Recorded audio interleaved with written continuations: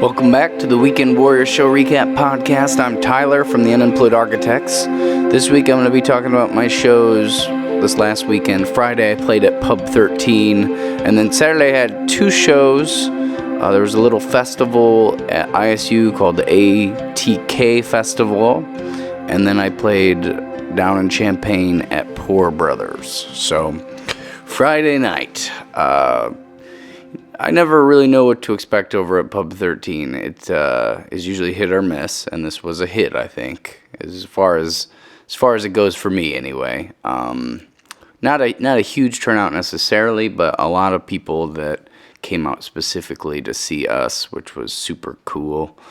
A lot of friends and friends of friends, and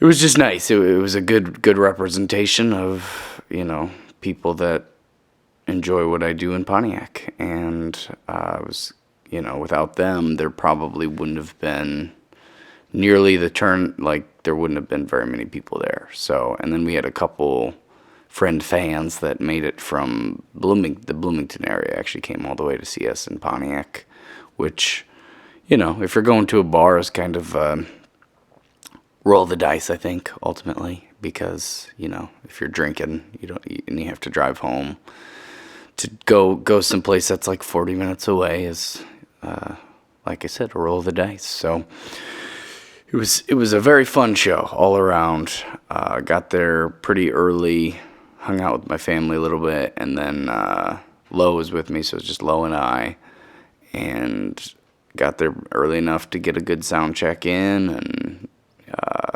had some friends come pretty early, so it was like right from the get-go, was feeling good, and I just felt like everybody could hear the vocals well, because I could see people singing along and stuff, because, a lot of times you never know for sure, even if you do a really good sound check, since you're on the monitor side of things, you're not super sure whether everybody can hear you, but this time it seemed like, like I said, people were kind of tapping their foot along and singing along, so that was cool right away. And then more people showed up that were friend fans, and I was kind of playing to cater to those people, and then I think some other people kind of were into it as well. So it was a fun show. I think it sounded really good.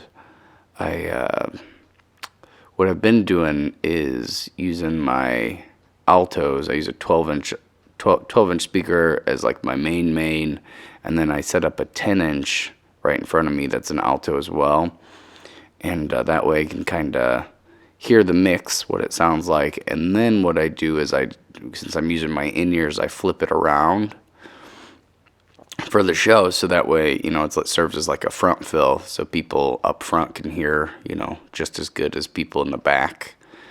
And that's how I've been doing it, and I think that way's been working really well. So that was Friday at Pub 13. It was a late night. We ended up and hung out with the buddy afterwards. We probably didn't get back till like 5 a.m. or something ridiculous, 4 or 5 a.m. And then, Saturday, Lo had to work, so she didn't do the first performance with me. And this was kind of, one of those things that I just agreed to do, not knowing anything about it. And I told them I needed to play a little early since I had a show at nighttime. And I got there they had like specific sound check times, so I went there at about 1:30 and got all sound checked and everything. I was the second person to perform, so I didn't play till like 4:20.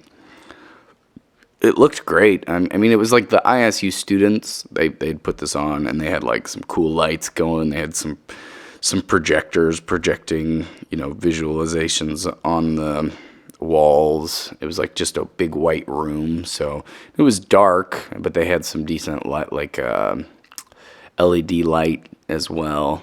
And the thing is, like, I don't know how well they promoted it necessarily, or I don't know if maybe it just wasn't busy till like way later in the festival, because I was second to perform, so I was pretty early. The first person to perform brought some people out. I definitely didn't bring anybody out. I didn't even really promote it too hard, because like I said, didn't know what to expect really. This was a free show and they didn't pay us, so I figured that being said, it would be more on them to get people there. And I mean, there were probably, when I performed, 10 people, but some of those were performers that were either coming up to perform after me or they had just performed. So it wasn't an amazing turnout, but it was still fun. I think it sounded good. My voice was a little rough for the sound check, but I tried to really warm up and stuff beforehand, and I feel like that really helped. I was kind of sick this whole weekend, like a head cold. You can probably still hear it in my voice a little bit, so I just kind of had to adapt. And Friday night I was really worried because usually the first night of shows, if you do have like a cold like that, is always the worst. But I hydrated enough and ate the right things and worked out in the sauna, and I don't know, by the time I actually performed, I warmed up pretty good. It wasn't too bad. I felt like I had a lot more control over my voice than I usually do. And then Saturday, since it was earlier show, like the 1:30 time for the sound check was, like I said, my voice was a little bit rough. But by the time I actually performed, it was okay. I wouldn't say it was at its best, and doing a 40-minute set is just weird because I'm used to 3 hours, 4 hours, and I just remember looking at the clock to see how I was like trying to decide the next few songs and looking at the clock and realizing that I had time for one more song. So I mean, it was like over before it started. I feel like I grabbed them pretty quick, the people that were there, and I felt like maybe I was like a little older than everybody that was there at that point. It was definitely an ISU performance, so I mean I feel like they probably got a lot of students to perform, and probably they promoted within having a bunch of students come out, but so I don't know, for some reason that mentality made it easy to just kind of go hard, and I knew it was like quick, but if I would have been like more conscious of how much time I had left, I probably would have picked a couple different songs to play, but I got all my main ones in, and I did only originals for this, so I got a couple CDs out and some compliments, which was nice, and told everybody to check us out on Pandora, Spotify, iTunes, all that stuff that I always say. So I feel like that was good, and it was a good performance. It was just a little weird because it wasn't very busy. And I didn't know what, like I keep saying, I didn't know what to expect at all when I got there. But it was something. I mean, maybe I got a fan out of it, I don't know. But I feel like I performed probably. I didn't do any of the foot drums, and I did just originals. And I feel like I kept most people's attention for, almost the whole 40 minutes. So that was good. And then it was, pack up, get done, pack up, get in the car, get home, get ready for the next show, which was down in Champaign at Poor Brothers. We got there a little later than I wanted, but still a little early. And Dave was already there. He thought we started at 8, but it was like 8:30 to 11. I posted that it started at 8 because I think saying that something starts at 8:30 is weird for some reason. So I usually just round down and hope that people get there, because I'd rather say it starts earlier than it does and have people get there late, but then, get there technically on time. And it was super busy. It was like one of the busiest shows we've played in a while, and it was inside, and their acoustics in there are, I don't know, just everything was just so loud. The crowd was so loud before we even started playing. I was very thankful I had the in-ears to kind of get by. But even then, like, it was like I could hear the audience through my microphone, or through all the microphones, I guess, in my in-ears. So it was loud. And I mean, we only added to the loudness, and we may have pushed it a little hard. I felt bad. This was a Lo, Dave, and I show. I felt bad for Lo because she didn't have the in-ears, and it would have been so hard to focus and so hard to sing in that room without the in-ears. I never really caught my groove, I think, this night, but it was busy. We got good feedback, and I think we played okay. But between Dave's cymbals and the loud crowd, it was, and the stage they provided was, I mean, it pretty much built for one person, I think. So we fit 3 people, a whole set of congas, my foot drums. It was pretty intense, but we definitely got through it. We made good tips that night, and it was like Father's weekend or something at the college at U of I. So for some reason that made it extra busy.